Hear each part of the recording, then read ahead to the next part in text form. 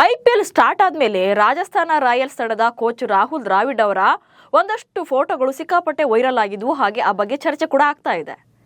Dravid ಡೆಡಿಕೇಶನ್ಗೆ fans ಅಷ್ಟೇ ಅಲ್ಲ, ಮಾಜಿ ಕ್ರಿಕೆಟರ್ಸ್ ಕೂಡ ಶಹಬಾಸ್ ಅಂತಿದ್ದಾರೆ. ಆದರೆ ದ್ರಾವಿಡ್ ವಿಚಾರದಲ್ಲಿ ಅಂಬಾಟಿ ರಾಯುಡು ಮತ್ತೆ ನಾಲ್ಗೆ ಹರಿಬಿಟ್ಟಿದ್ದಾರೆ. RCB ಕಂಡ್ರೆ ಕೆಂಡ ಕಾರುವಂತ ರಾಯುಡುಗೆ ದ್ರಾವಿಡ್ ವಿಚಾರದಲ್ಲಿ ಏನ್ problem?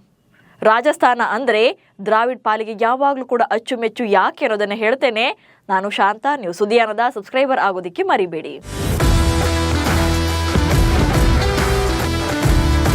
The great wall of team India Rahul Dravid ಈ ಬಾರಿಯ IPL ನಲ್ಲಿ ರಾಜಸ್ಥಾನ ರಾಯಲ್ಸ್ ತಂಡಕ್ಕೆ ಕೋಚ್ ಆಗಿದ್ದಾರೆ.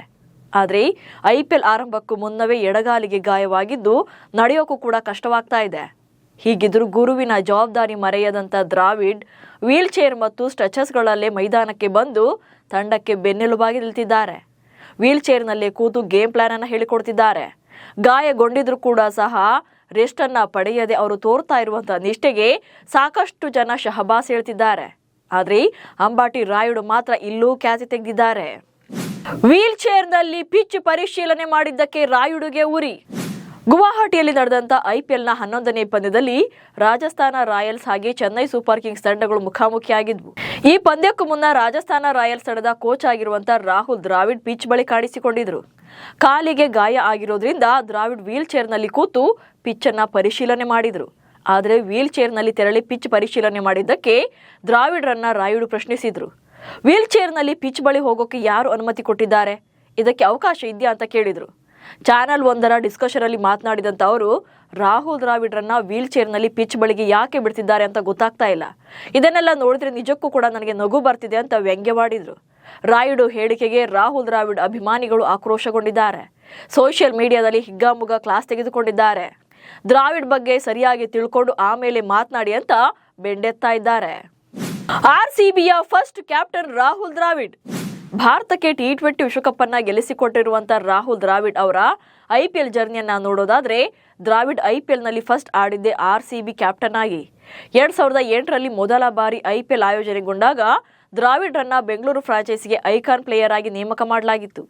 ರಾಹುಲ್ ದ್ರಾವಿಡ್ ಲೆಗ್ ಸ್ಪಿನ್ನರ್ ಅನಿಲ್ ಕುಂಬ್ಳೆ ಜೊತೆಗೆ allrounder Sunil Joshi, Vinay Kumar, J Arun Kumar, Bharat Chipli, NC Ayyappa, B Akhil, KP Appanna ಹೀಗೆ 9 ಆಟಗಾರರು ಕನ್ನಡದವರೇ ಆಗಿದ್ರು. ಪ್ಲೇಯಿಂಗ್ 11ನಲ್ಲಿ ಕನಿಷ್ಠ 3 ಕನ್ನಡಿಗರು ಇದ್ದೇ ಇರ್ತಾ ಇದ್ರು. ವೆಂಕಟೇಶ್ ಪ್ರಸಾದ್ ತಂಡದ ಕೋಚ್ ಆಗಿದ್ರು. ಆದರೆ 2008ರ ಮೊದಲನೇ ಸೀಸನ್ನಲ್ಲಿ ರಾಹುಲ್ ದ್ರಾವಿಡ್ ಅವರ ನಾಯಕತ್ವದಲ್ಲಿ ಆಡಿದಂಥ ಒಟ್ಟು 14 ಪಂದ್ಯಗಳಲ್ಲಿ 4 ಮಾತ್ರ ಗೆದ್ದು ಅಂಕಪಟ್ಟಿಯಲ್ಲಿ 7ನೇ ಸ್ಥಾನಕ್ಕಿಳಿದಿದ್ರು. ಪರಿಣಾಮ 2009ರಲ್ಲಿ ನಾಯಕತ್ವದಿಂದ ದ್ರಾವಿಡ್ರನ್ನ ಕೆಳಗಿಳಿಸಿ ಇಂಗ್ಲೆಂಡ್ನ ಕೆವಿನ್ ಪೀಟರ್ಸನ್ಗೆ ಪಟ್ಟ ಕಟ್ಟಲಾಗಿತ್ತು. RCB ರಿಲೀಸ್ ಮಾಡಿದ್ದ ದ್ರಾವಿಡ್ಗೆ ರಾಜಸ್ಥಾನ ಬಾಗಿಲು ಓಪನ್. 2010ರ ಸೀಸನ್ ಬಳಿಕ ರಾಹುಲ್ ದ್ರಾವಿಡ್ ಅವರನ್ನ RCB ತಂಡ ರಿಲೀಸ್ ಮಾಡಿತ್ತು. ಆಗ ಅವರನ್ನ ಸ್ವಾಗತ ಮಾಡಿದ್ದೇ ರಾಜಸ್ಥಾನ ರಾಯಲ್ಸ್ ತಂಡ. 2011ರಿಂದ 2013ರವರೆಗೆ ರಾಜಸ್ಥಾನ ರಾಯಲ್ಸ್ ನಾಯಕನಾಗಿ ಆಡಿದ್ರು. 2011ರಲ್ಲಿ 343 ರನ್, 2012ರಲ್ಲಿ 462 ರನ್, ಹಾಗೆ 2013ರಲ್ಲಿ 471 ರನ್ಗಳನ್ನ ಕಲೆ ಹಾಕಿದ್ರು. ಈ ಟೈಮಲ್ಲಿ ರಾಜಸ್ಥಾನ ಕಪ್ ಗೆಲ್ಲದೇ ಇದ್ರೂ ಕೂಡ ಅದ್ಭುತ ಪ್ರದರ್ಶನವನ್ನೇ ನೀಡಿತ್ತು. ಹಾಗಂತ ಕಪ್ ಗೆದ್ದಿಲ್ಲ ಅಂತ ಫ್ರಾಂಚೈಸಿಯನ್ನು ದ್ರಾವಿಡ್ ಬಗ್ಗೆ ಕೊಂಕು ಮಾತನಾಡಿರಲಿಲ್ಲ. ಅತ್ಯಂತ ಗೌರವಯುತವಾಗಿ ನಡೆಸಿಕೊಂಡಿತ್ತು. ಅವರು ಅಂತಾರಾಷ್ಟ್ರೀಯ ಕ್ರಿಕೆಟ್ಗೆ ನಿವೃತ್ತಿ ಹೇಳಿದಾಗ BCCI ಸಹ ಅವರಿಗೆ ವಿದಾಯಕೂಟ ಏರ್ಪಡಿಸಿರಲಿಲ್ಲ. ಆದರೆ ರಾಜಸ್ಥಾನ ರಾಯಲ್ಸ್ ಅವರ ಕೊಡುಗೆಯನ್ನು ಬಹಳ ಸುಂದರವಾಗಿ ಸೆಲೆಬ್ರೇಟ್ ಮಾಡಿತ್ತು. IPLನಿಂದಲೂ ಕೂಡ ನಿವೃತ್ತರಾದ ಬಳಿಕ ರಾಷ್ಟ್ರೀಯ ಕ್ರಿಕೆಟ್ ಅಕಾಡೆಮಿಯ ಕೋಚ್ ಆಗಿದ್ದ ರಾಹುಲ್ ದ್ರಾವಿಡ್ ಅವರು ರಾಜಸ್ಥಾನ ರಾಯಲ್ಸ್ಗಾಗಿ ಅನೇಕ ಪ್ರತಿಭಾವಂತ ಆಟಗಾರರನ್ನ ಬೆಳಕಿಗೆ ತಂದರು. ಅದರಲ್ಲೂ ಸಂಜು ಸ್ಯಾಮ್ಸನ್ ಕೂಡ ಒಬ್ರು.